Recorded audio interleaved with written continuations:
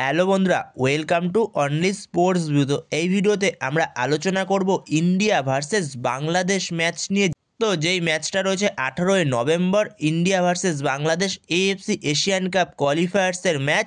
তো সেই ম্যাচটা নিয়ে আমরা আলোচনা করব। তো সেই ম্যাচে ইন্ডিয়ার জন্য কীরকম লাইন আপস হতে পারে বাংলাদেশের বিরুদ্ধে, তো সেই বিষয় নিয়েই আমরা আলোচনা করব। তো সেই ম্যাচে ইন্ডিয়ার জন্য কীরকম লাইন আপস হতে পারে বাংলাদেশের বিরুদ্ধে, খালিদ জামিল নতুন আসা রায়ান উইলিয়ামসকে নিয়ে কীরকম লাইন আপস নিয়ে নামতে পারে, তো সেই বিষয় নিয়ে আমরা এই ভিডিওতে আলোচনা করব।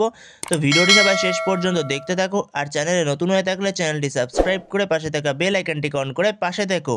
তো সেখানে ইন্ডিয়া ভার্সেস বাংলাদেশ মুখোমুখি হচ্ছে 18ই নভেম্বর এএফসি এশিয়ান কাপ কোয়ালিফায়ার্সের ম্যাচ। তো সেখানে ইন্ডিয়ান টিমের কোচ খালিদ জামিল সে কীরকম স্কোয়াড ঘোষণা করেছে এই এএফসি এশিয়ান কাপ কোয়ালিফায়ার্সের বাংলাদেশের সঙ্গে ম্যাচে, তো সেটা যদি আমরা একটু দেখে নিই। সেখানে গোলকিপারদের মধ্যে রয়েছে তিনজন। প্রথমে হলো গুরপ্রীত সিং সান্ধু, ঋত্বিক তেওয়ারি আর সাহিল।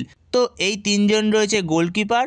তো এরপরে ডিফেন্ডারদের মধ্যে রয়েছে আকাশ মিশ্রা। তো আকাশ মিশ্রা চোট কাটিয়ে অনেক দিন পরে ফিরল ইন্ডিয়ান টিমে আবারও।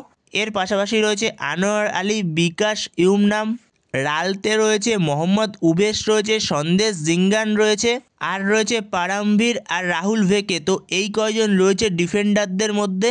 এরপর মিডফিল্ডারদের মধ্যে রয়েছে আশিক কুর্নিয়ান, ব্রাইসন ফার্নান্ডেস, ফানাই রয়েছে।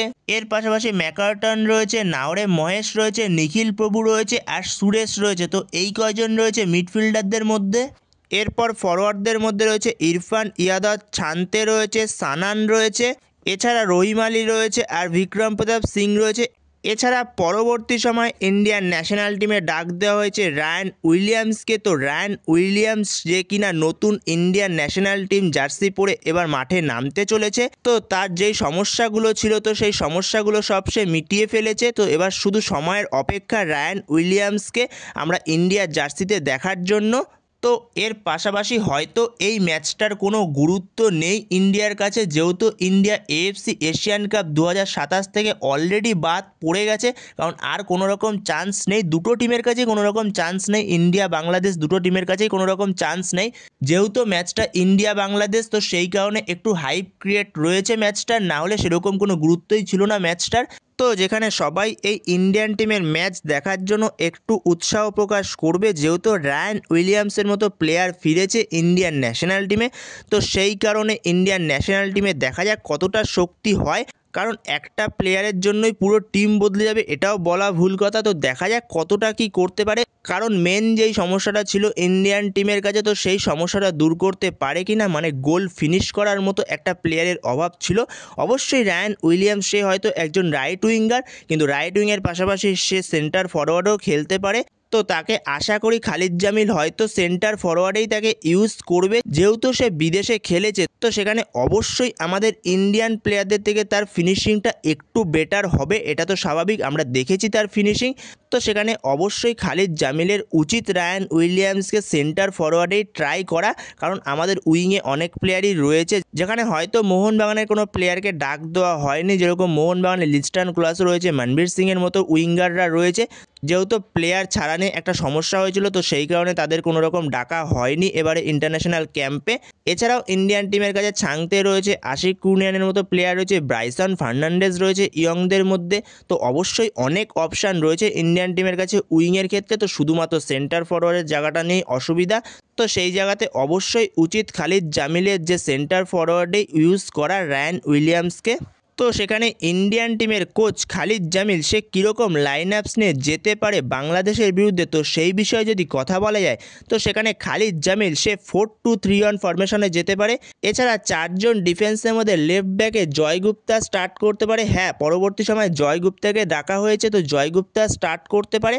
এছাড়াও আকাশ মিশ্রাকে দিয়ে স্টার্ট করাতে পারে। তো আকাশ মিশ্রা সে অনেক দিন পরে ফিরেছে, তো আকাশ মিশ্রাকে গেম টাইম দিতে পারে। যেহেতু ম্যাচটার সেরকম কোনো গুরুত্ব নেই, শুধুমাত্র ইন্ডিয়া বাংলাদেশ ম্যাচ বলেই ম্যাচটার গুরুত্ব রয়েছে, তো সেইখানে অবশ্যই চান্স দিতে পারে আকাশ মিশ্রাকে। আর উল্টো দিকে রাইট ব্যাক হিসেবে স্টার্ট করতে পারে ভালপুইয়া। আর ভালপুইয়ার পাশাপাশি যদি রাহুল ভেকেকে চায়, তো রাহুল ভেকেকেও ইউজ করতে পারে, হয়তো ভালপুইয়াকেই যত সম্ভব ইউজ করবে। আর দুজন মেন সেন্টার ব্যাক হবে, একজন আনোয়ার আলী আর একজন সন্দেশ জিঙ্গার, নো ডাউট। তো এরপরে মাঝমাঠে দুজন স্টার্ট করবে, একজন হলো নিখিল প্রভু। তো নিখিল প্রভুর পাশে ম্যাকার্টন অথবা ফানায়ের মধ্যে একজনকে স্টার্ট করাবে খালিদ জামিল। তো সেখানে দেখা যাক কাকে স্টার্ট করায়, ম্যাকার্টন অথবা ফানাই কেউ একজন স্টার্ট করবে নিখিল প্রভুর পাশে। আর দুদিকের উইং থেকে লেফট উইং থেকে স্টার্ট করবে আশিক কুনিয়ান, রাইট উইং থেকে স্টার্ট করবে সেক্ষেত্রে ছাংতে অবশ্যই। আর লেফট উইং থেকে আশিক কুনিয়ানের জায়গায় ব্রাইসন ফার্নান্ডেসও স্টার্ট করতে পারে, বাট ব্রাইসনকে হয়তো বা সেকেন্ড হাফেই নিয়ে আসবে খালিদ জামিল। তো সেই জায়গায় আশিক কুনিয়ানের স্টার্ট করার সম্ভাবনাটাই বেশি। আর as a attacking midfielder number 10 রোলে স্টার্ট করবে সেক্ষেত্রে নাওরে মহেশ। তো নাওরে মহেশ নম্বর 10 রোলে দারুণ খেলছে। আর ওপরে একজন স্ট্রাইকার নম্বর 9, সেক্ষেত্রে রায়ান উইলিয়ামসকে ইউজ করবে। তো এরকমই হতে পারে ইন্ডিয়ান টিমের লাইন আপস বাংলাদেশের বিরুদ্ধে খালিদ জামিলের। তো বন্ধুরা, তোমাদের কি মনে হয় খালিদ জামিল সে কি এই লাইন আপসে যেতে পারে না অন্য কোনো লাইন আপসে যেতে পারে? তো তোমাদের এ বিষয়ে যদি কোনো মতামত থেকে থাকে অবশ্যই কমেন্টে জানিও।